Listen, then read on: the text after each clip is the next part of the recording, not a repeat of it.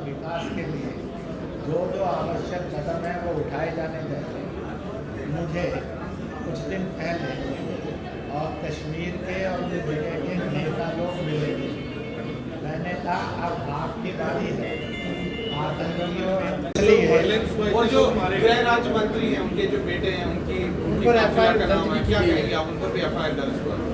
किसी भी प्रकार की हिंसा सदा निंदनीय थी, है और रहेगी।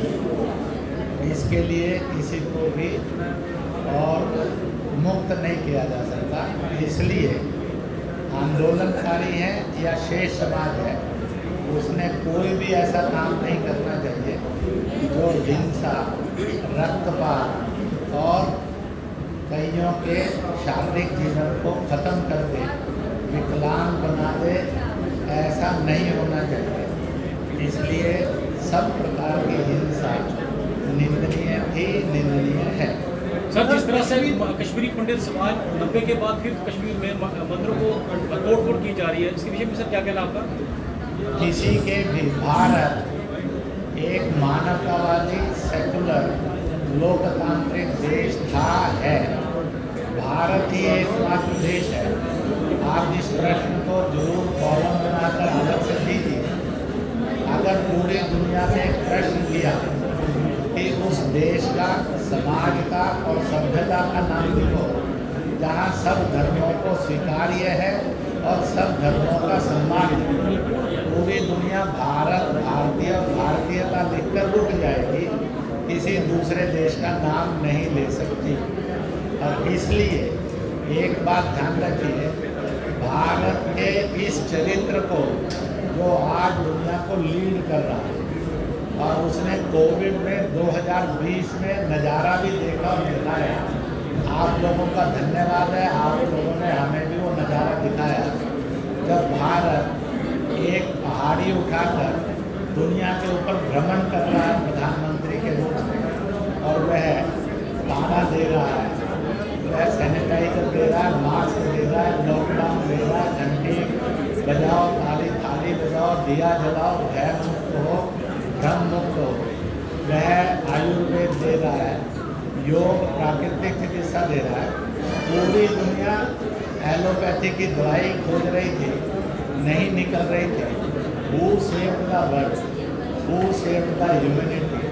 भारत, भारत, भारत। इस भारत को ऐसा बने रहना और बनने देना, ये हम सबका फर्ज बनता है।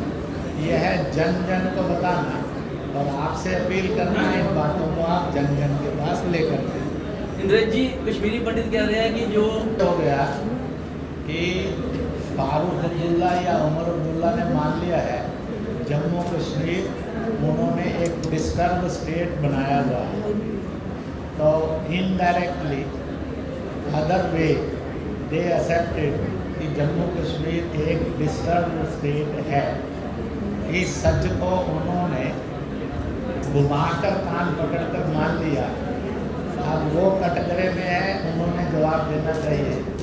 Why they made Jammu Kashmir and disturb state, terrorist state, separatist state, और जहाँ पर अलग अलग रीजन के लोगों के साथ मजहब, रीजन और भाषा पर भी भेदभाव होते हैं। ऐसा उन्होंने लोकतंत्र में यह पाप और अपराध राजनीतिक रूप से क्यों किया है, तो उनके स्टेटमेंट से वो कटघरे में है।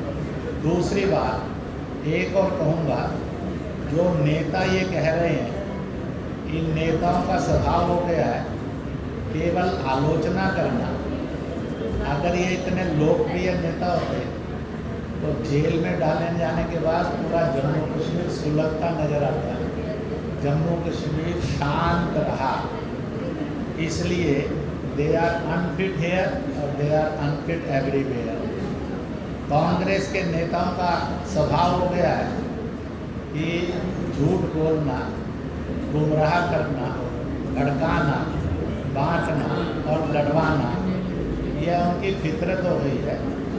क्योंकि इस समय देश आज़ादी की 75वीं वर्षगांठ गोल्ड डायमंड जुबली मना रहा है, हीरक जयंती, और एक प्रश्न पूरे देश में खड़ा हो गया है, हु गिवन द इंडिपेंडेंस और हु गिवन द डिवीजन।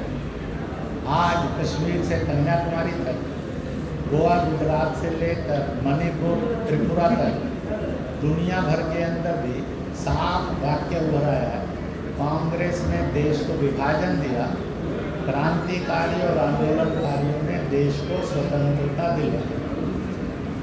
और इसलिए अब तो लेखक ये लिखने लगे हैं कि कांग्रेस की कोख से पाकिस्तान का जन्म जबरदस्ती हुआ है और हो गया है।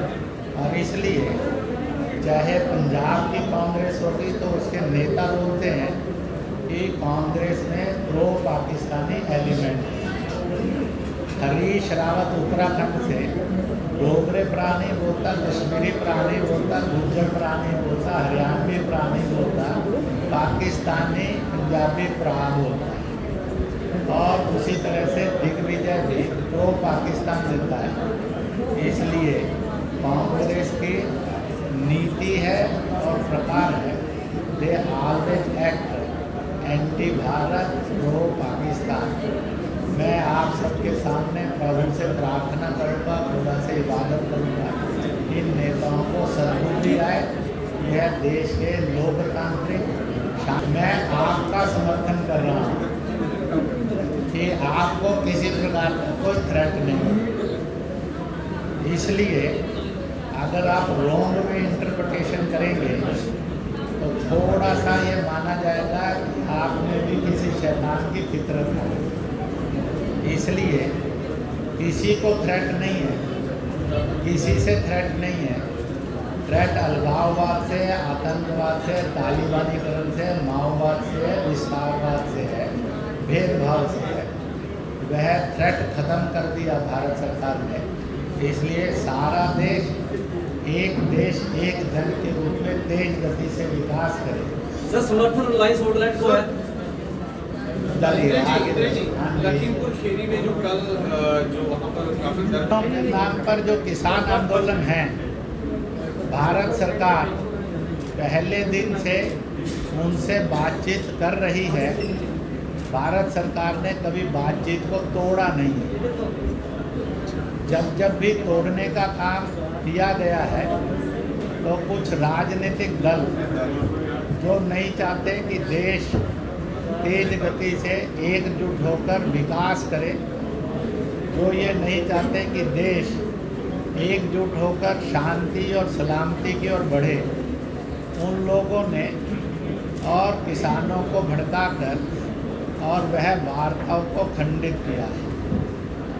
भारत सरकार ने ओपनली ये भी कहा है कि अगर आपके पास कोई नया ड्राफ्टिंग है तो आप अपना वो ड्राफ्टिंग पेश करिए, परंतु उन्होंने अल्टरनेटिव कोई नया ड्राफ्टिंग भी पेश नहीं किया है। सरकार एक के बाद से दूसरी किसान हित, देश हित की, समाज हित की नई नई योजनाएं और पैकेज देती जा रही है।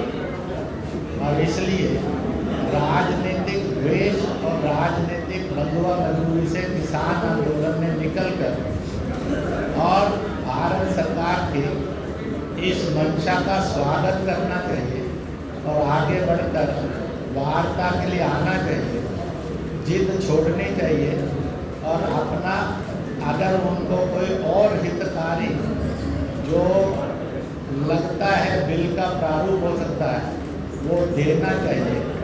भारत सरकार ने ये पहला आंदोलन है, इस सरकार ने आंदोलनकारी कितने भी हिंसक हुए, आंदोलनकारी कितने भी आमर्यादित हुए, आंदोलनकारियों ने जनता को कितना भी और संकट दिया, और भारत सरकार ने इतनी अधिक शांति और मर्यादा का पालन किया है कि उसने आज तक आंदोलन के प्रति कोई हिंसक रवैया नहीं लिया है और बार बार अपील की है।